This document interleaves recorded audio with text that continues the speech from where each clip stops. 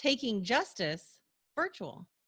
I'm Tonya Hall, and joining me is Sajed Naseem, Chief Information Security Officer for the New Jersey Courts and Adjunct Cybersecurity Professor at St. John's University. Welcome, Sajed. Thank you, Tanya. Thank you for having me today. Thanks again for joining us and taking time out to share on this topic. So, just before we get into the questions, give us a brief summary of your professional background and explain the scope of the New Jersey court system. Thank you, Tanya. So basically, I've been at the New Jersey court system for about 3.5 years. I've come from a variety of different industries, including education, including telecommunications, IT, security, just for a variety of different industries, and for about a period of 20 years.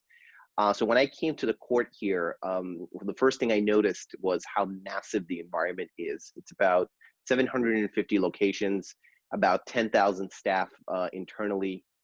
We also service the state, the public, the New Jersey state, and we have about 100,000 attorneys and 20,000 police officers that are accessing our systems on a daily basis. Wow. That's a lot, right? So it's a pretty big scope. And justice doesn't stop just because we all had to stay at home at the start of the COVID pandemic. So what kind of challenges did the state's court system face in the early days of the stay-at-home orders? Thank you. So basically, we have a massive environment in terms of our interstate commerce, the way that we conduct business, the way that the courts run. So with the 750 locations, we have big locations, and as you can see by the 750 number, a lot of them are spread out across the entire state of New Jersey, which is large. So the basic issues are, how do we do security? How do we do enabling our staff to do remote court proceedings during that time? So we have, in terms of our visibility, we have about 50,000 endpoints all across the state. So immediately the shift was to take the 10,000 employees and to shift them to the home networking environment. Week one, what happened was we had about two or so thousand people or computers that were ready to be enabled. But then we had to get about 8,000 more enabled within a couple of weeks. So within a period of just a couple of weeks, 2.5, 3 weeks, we were able to get almost 8,700 of our staff remote. And we needed to still keep some of them in New Jersey so they can continue to service the people that may be dealing with some of the court proceedings in person. What factors did you have to consider as you took an entire branch of state government virtual? So a lot of the factors included that we're a court system. So we typically would be where if somebody had a problem with their neighbor, or they had to pay a parking ticket, or they had a divorce matter, they would have to come to the court. Typically that would be done in a physical form, right?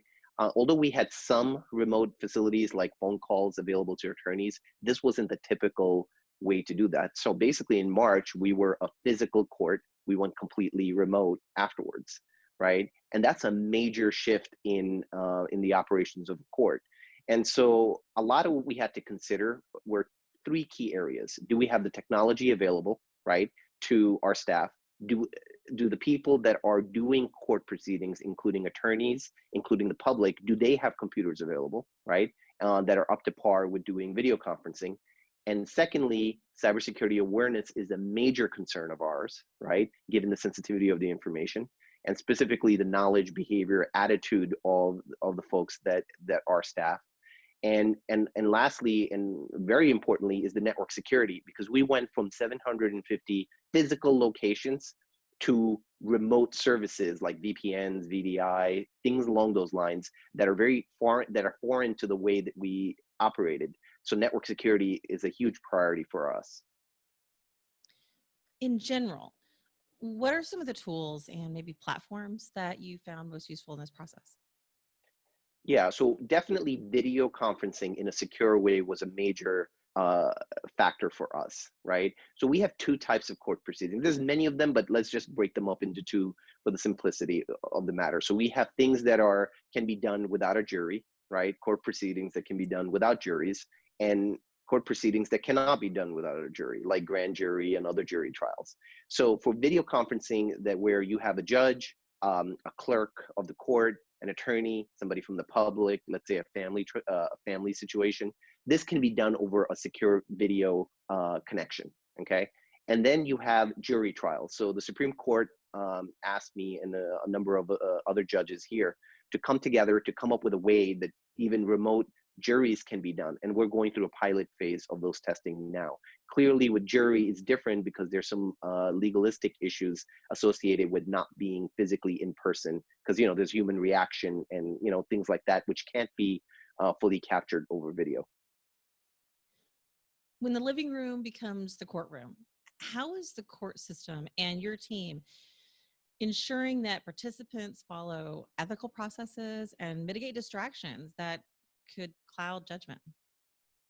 Right. And so that is one of our major concerns that we knew. We've always had that concern. And so the Supreme Court for many years has had highly restrictive, in some ways, ethical requirements on court staff. So even the very fact that I'm doing this interview had to be sanctioned by some of the highest people in the organization, because we try to make sure that our public is safe. However, at the same time, there's lots of cybersecurity concerns at the current moment from the public, right? About doing a video proceeding and so on and so forth.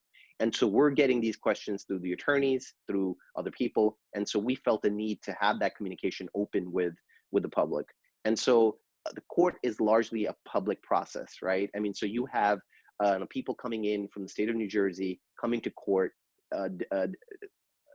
deciding on a child custody issue, or deciding on how a criminal should be prosecuted. So a lot of these things that reach the news. So how do you do that sitting at home with the same ethical standards and governance that we have?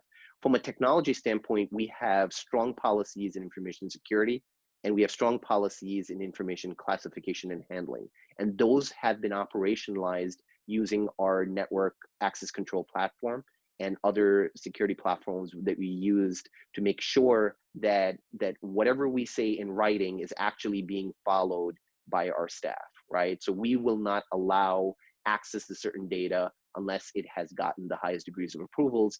This is, a lot of that is part of our governance. In addition to that, on our judicial side, where they're deciding on issues, there's something called Rule 138, which is basically a standard which tells all the judges and attorneys what data is confidential, what data is public, what is not allowed to be released. And so even the judges and the attorneys are supposed to self-govern. And if anybody doesn't self-govern, then there's a process by which they can, go through an ethical hearing. So there's all of these processes merged together. What are the lessons that you took away from this experience, and what could you recommend? What kind of recommendations can you offer other IT professionals who might be facing similar challenges right now? Right. So we're at a time now where this is unprecedented, right? So we went from a physical court to a virtual court, right? So that's not something that we had practice in doing earlier. We had some practice, but not at the magnitude that we're doing now. So the way that I look at it is, through the risk management process, right? So we have, many people say, hey, can you secure a video conferencing platform? And then the answer is, we look to risk mitigate, right? And so if you take the example of, let's say, a common video platform like Zoom, right? So we've heard of issues of encryption, right? And we've heard of issues like Zoom bombing. But those two things can actually be mitigated, because you can put in a password to prevent Zoom bombing, right, in your Zoom meeting.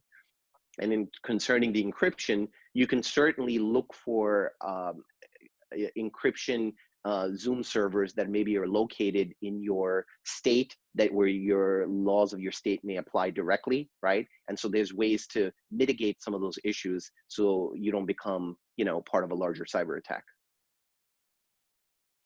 Sajed Naseem, Chief Information Security Officer for the New Jersey Courts and Adjunct Cybersecurity Professor at St. John's University. If somebody wants to connect with you, what's the best way they can do that?